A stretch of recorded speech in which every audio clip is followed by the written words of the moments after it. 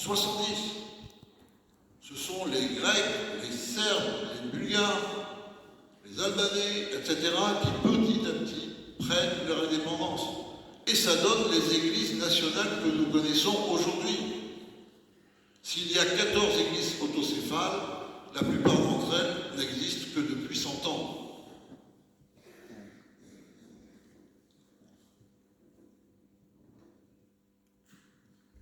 C'est pas tout. À peine elles ont connu leur indépendance, ces églises-nations, qu'elles ont, après 1945, basculé dans le communisme. Et comme le communisme, c'était une gnose manichéenne qui s'est survécue en prenant à son compte l'élément national, donc on a eu un communisme albanais, un communisme bulgare, comme il y a eu d'ailleurs un communisme vietnamien, etc.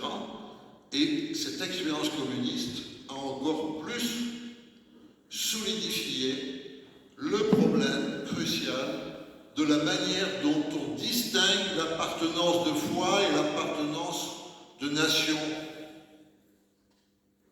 Cette situation, vous la voyez sous vos yeux. Maintenant, ça fait un siècle qu'il y a des orthodoxes en France. Ces orthodoxes sont rattachés à des juridictions qui sont des juridictions étrangères dans leur constitution, qui renvoient à des églises mères. Et certainement, il faut aider les églises mères, c'est pas la question.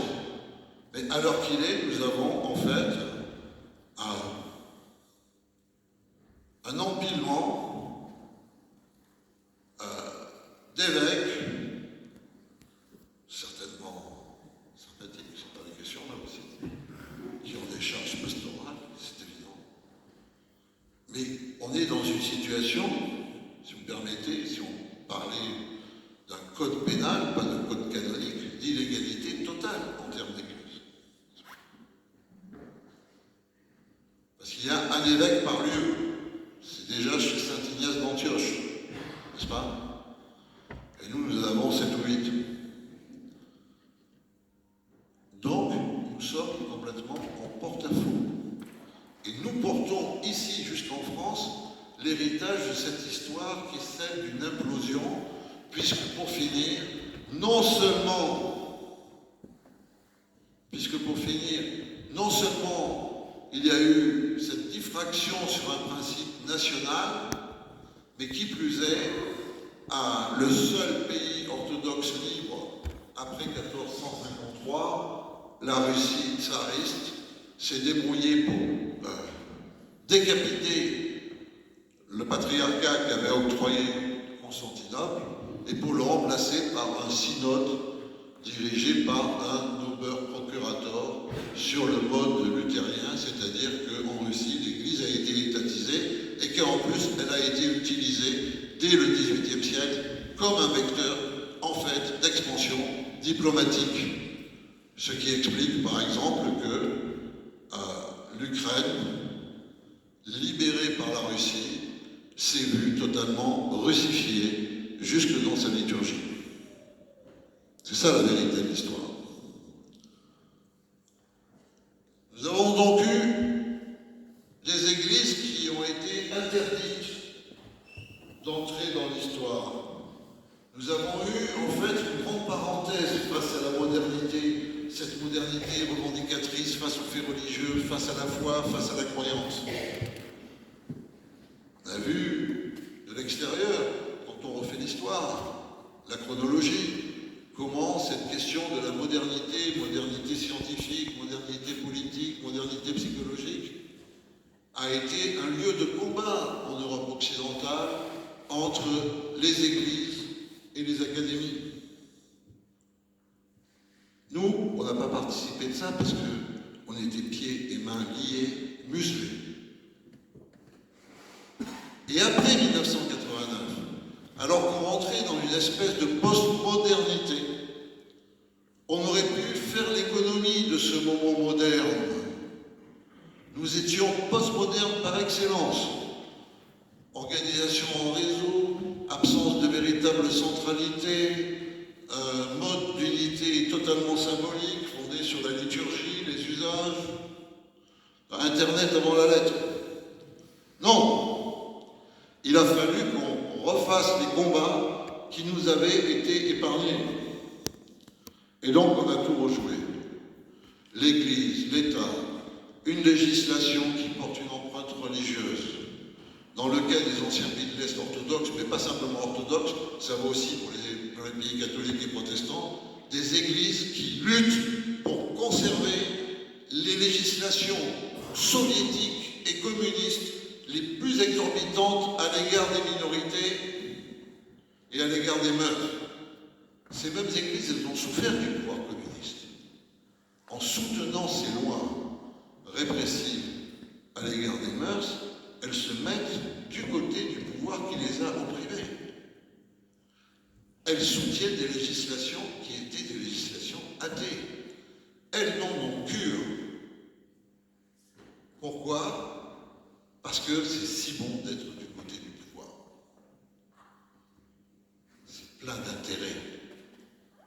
Avec un peu de chance, on tire de l'argent pour construire des églises plus monumentales les unes que les autres, qui resteront à moitié pleines jusqu'à ce qu'elles deviennent totalement vides un jour, assez rapidement, parce que personne ne voudra d'un christianisme aussi menteur.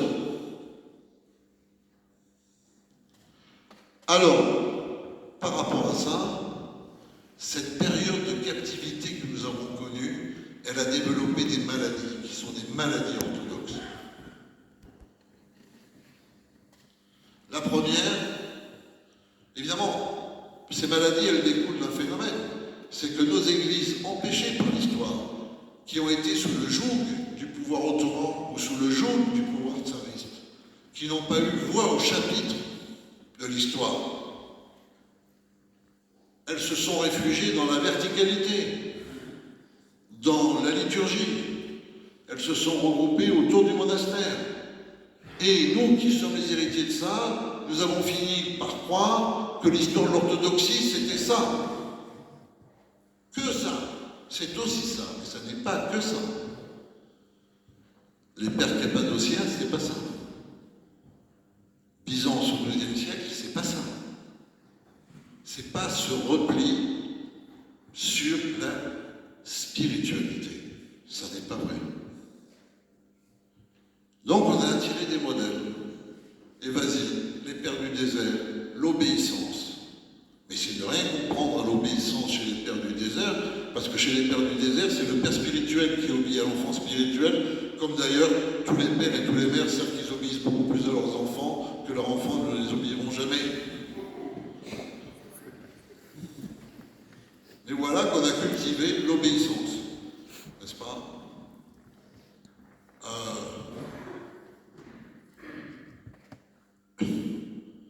Il suffit qu'il apparaisse quelqu'un en soutane pour qu'on se jette à ses pieds, lui baise les mains et qu'on lui demande de guider notre vie, sans certitude qu'il arrive vraiment à guider la sienne d'ailleurs. Mais c'est tellement bon, c'est tellement en fait utérin. C'est tellement un refus de devenir, d'être un avec l'Emmanuel, qui n'est pas simplement le Dieu qui nous accompagne, mais qui est aussi le Dieu qui nous abandonne parce qu'il aimerait nous voir grandir. L'épidémie de Starets qu'il y a dans l'Église orthodoxe est faramineuse.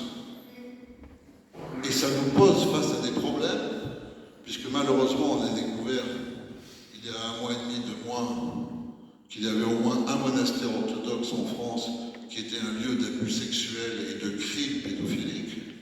Je vous renvoie à la presse pour ceux qui ne seraient pas au courant. Mais il n'y a pas que les abus de ce type.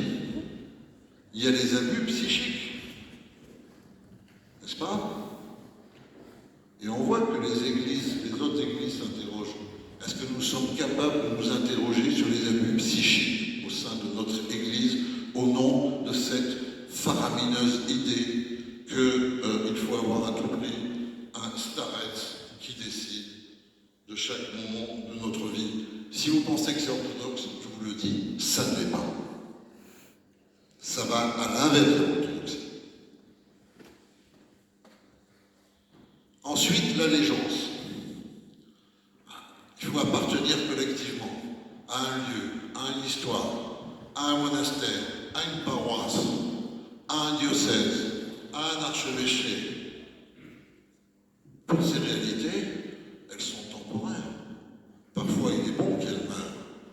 Non, on s'y accroche, on porte la casaque, on se fait tatouer sur le bras le symbole.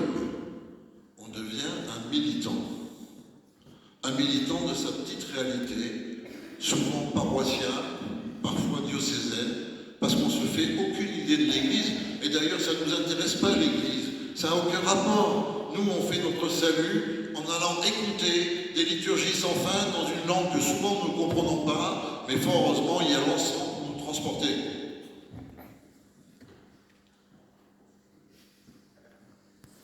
Et on atteint un niveau d'indifférence. Un niveau d'indifférence, ça ne me regarde pas.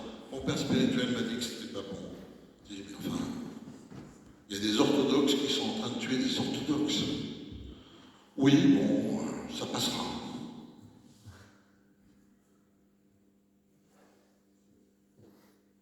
Et en fait, derrière tout ça, il y a de l'idolâtrie, tout simplement. Tout ça, c'est ce que la Bible condamne. C'est ce que le Christ condamne. C'est un détournement. C'est un rapt. C'est un kidnapping.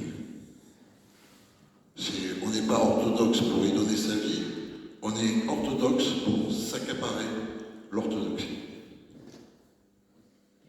Et c'est cette confusion tout à fait terrible qui mène à ces spectacles insoutenables qui nous sont infligés aujourd'hui en Russie. Russie, qui a été la terre qui a donné le plus de martyrs au christianisme que toutes les églises réunies sur 20 siècles. Où sont les martyrs? Qui aujourd'hui pactise avec un pouvoir dont le premier représentant, Vladimir Poutine, est l'héritier du système de persécution de l'Église? Qui n'a pas fait le travail sur le martyr? Qui n'a pas expliqué aux Russes qu'il fallait qu'ils aient conscience du trou noir qui a été le goulag? Quelle est cette Église dont aucun hiérarque n'est jamais allé à une télévision, à une radio, pour dire le régime des libertés est menacé en Russie? D'ailleurs, à cette heure, il n'est plus menacé, il est mort, le régime des libertés. On va dire, parce que c'est un reproche qu'adressent finalement les observateurs des autres églises qui ne sont pas toujours philo-orthodoxes, on va dire, tu vois. Donc ils disent, qu'est-ce qu'ils disent? Ils disent, ben oui, les orthodoxes sont un peu monophysites, tu vois. Bon, ils se contentent de visions célestes, de plaisirs liturgiques. Ils n'ont jamais été capables de s'intéresser à l'histoire. Premier reproche. Mais l'histoire, c'est le lieu de l'incarnation du Fils de Dieu. Et l'Église, elle pérégrine dans l'histoire. Si on est orthodoxe, comment on pourrait faire pour ne pas avoir conscience que l'histoire, c'est le lieu de la perte ou du salut pour l'humanité? Après, on dit, ah oui, mais c'est l'héritage de Byzance. Mais à Byzance, et dans la première Russie, jusqu'à Ivan le Terrible, il y a des tas de hiérarques qui sont partis au martyr pour dire non à l'empereur. Et d'ailleurs, ce qu'on appelle la fameuse symphonie byzantine, l'empereur et le patriarche, s'étaient soumis à une autorité supérieure qui était l'autorité des moines, qui remettait ces relations entre l'Église et l'État dans la perspective du royaume, c'est-à-dire dans une perspective eschatologique. Dernier point, nos critiques disent, au fond, c'est la preuve que l'orthodoxie ne participe pas de l'essentiel du christianisme tel qu'il s'est développé en Europe, à savoir la notion de fort intérieur, l'inviolabilité de la personne humaine dans ce qui fait son irréductibilité. Et que de ce point de vue-là, au fond, les orthodoxes y ressemblent plutôt aux musulmans. N'est-ce pas? La même passivité historique, la même indifférence au droit, la même méconnaissance de la personne. Vous allez laisser faire ça?